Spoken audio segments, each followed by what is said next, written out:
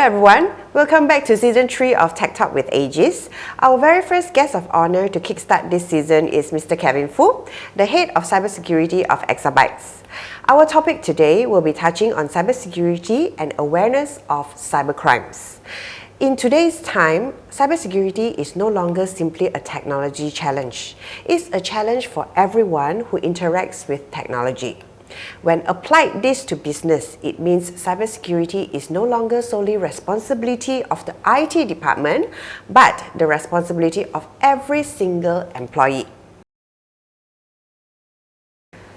So Kevin, thank you for your time and being here today. Let's jump into our first question. Can you briefly explain to us what is cybersecurity? Thank you for having me today. First of all, cybersecurity in layman terms means the practice of protecting critical system and sensitive information from cyber attack.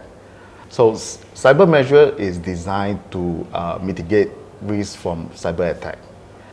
Okay, now what are the common types of cybersecurity attacks? So common types of cyber attack includes phishing attack, wherein an attacker impersonate a contact and send victim a fake email to steal confidential information and trick victim to install malicious software. Second type will be something like malware attack. So malware attack is actually a malicious software that actually uploaded to your system, which includes spyware, virus, and actually it also includes ransomware as well. So the third common you will see in the news as well is actually ransomware. So some of the ransomware is actually whereby the attacker encrypt user files and the system function and extort money from the victims.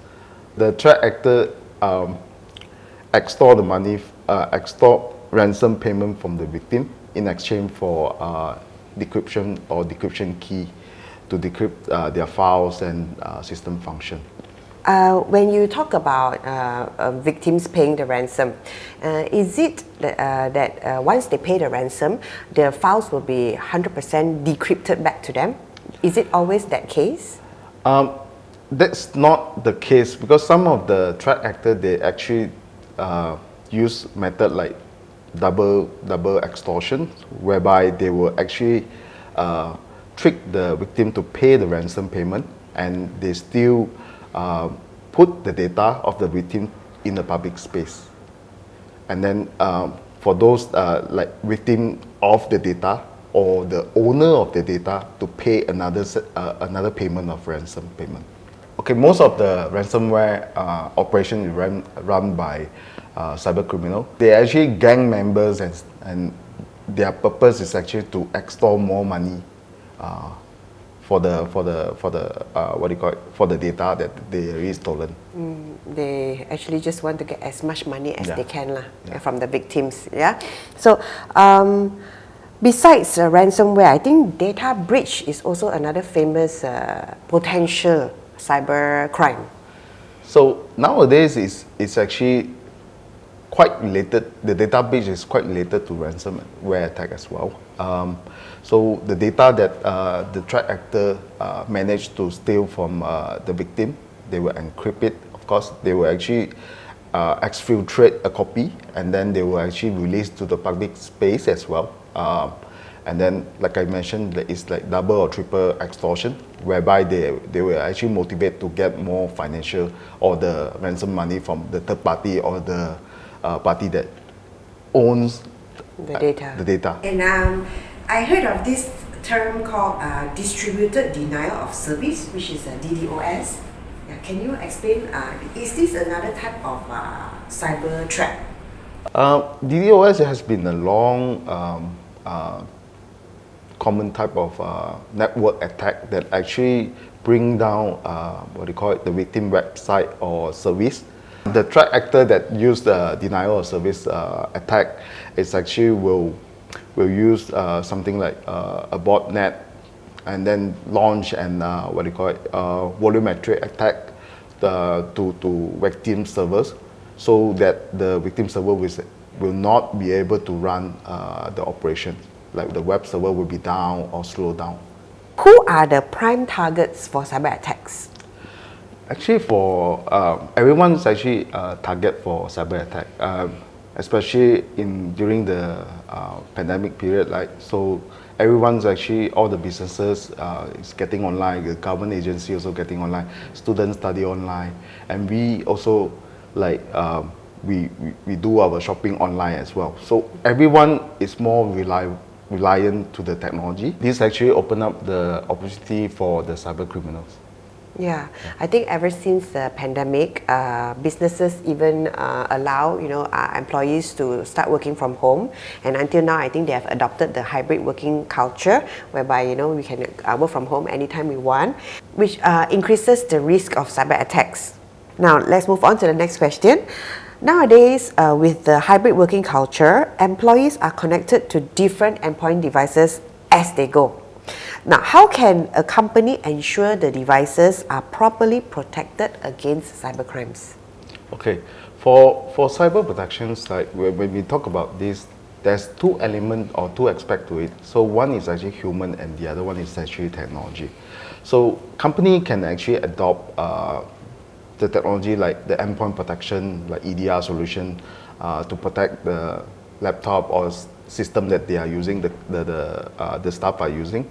And also we can use like VPN connection for them to connect back to offices, or using some of the access control, which nowadays like a lot of solution like even they implemented like hybrid workplace, they will implement something like the zero trust network. All these actually help in the technology wise. And company also can use technology like the backup solution, the cloud backup or cloud DR solution, to have a resilient to their business operation. Secondly, on human aspect, human is always considered weakest link in cybersecurity. Considering the cyber attack that hinge on social engineering, it is important for company to educate their employee to equip with basic cybersecurity knowledge, and also adopting risk-aware culture in their workplace to better protect themselves. Yeah, I think it would be good if companies can arrange for some kind of like awareness trainings on what to do and what should not do, what to click and what not to click, that kind of training awareness. Definitely training and awareness is important, because it's actually essential for the staff to know what to do or what not to do. When, for example, when they receive email, they shouldn't click the link directly from the email. When we receive attachment from attachment, especially an attachment, they shouldn't open up the attachment straight away. They probably need to run a scan for the attachment first before they actually open up the files. And also, they should not use company network or resources to browse some malicious website, or even like a suspicious website. And the other thing is when we talk about remote work, right? So a lot of companies actually encourage their staff to actually not to use public Wi-Fi, and if they are forced to use, they should use the virtual private connection, the VPN connection, to do their business or to conduct any office work. And nowadays, there are so many cloud providers out there, right?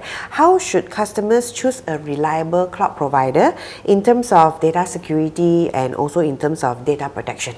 So in terms of data privacy and data protection, a customer can actually choose a reputable cloud service provider with years of experience.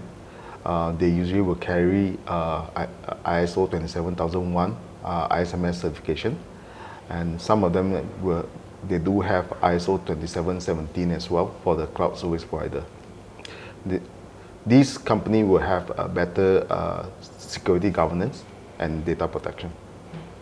Just like Aegis, we have already obtained our ISO 27001 ISMS certification since 2019. In fact, we practice surveillance audit every year in order to ensure that Aegis fulfills all the ISO 27001 requirements. On top of that, Aegis is the first cloud disaster recovery service provider in Malaysia to obtain ISO 27001 ISMS certification. So Kevin, in your expert opinion, what do you think of the cybersecurity awareness level in Malaysia? Unfortunately, cybersecurity awareness level in Malaysia is still quite low. You can see this from the news as well. So members of public falls to Macau scam and million lost to the scammers. Besides, Sofo State of Ransomware report in 2022 showed that about 79% of Malaysian businesses suffer ransomware attack comparing to global average of 66%. Alright, so for our final question, so Kevin, if you have one final piece of advice to businesses out there in terms of cyber protection, what would it be? Malaysia companies should adopt a remote backup and restoration strategy in order to better protect themselves and more resilient to cyber attack. Besides, businesses should educate their staff to protect themselves from cyber attack. And for small and medium-sized businesses, they are very tight on resources. They can actually seek expert help or outsource it to a reliable service provider. Service provider which have security operations center can better help assist their customer in dealing with security incident and also the cyber attack. Aegis has been in the cloud backup and disaster recovery industry for over a decade. Besides advocating for backup and disaster recovery, we understand the importance for customers to safeguard their critical environment by implementing SOC in their businesses. Therefore, Aegis is now offering SOC subscription services to customers as part of Aegis value-added services. If you wish to know more about Aegis Cloud Disaster Recovery Service or how SOC service can help you in your business, do follow us on Aegis Facebook, LinkedIn and YouTube for more contents and updates.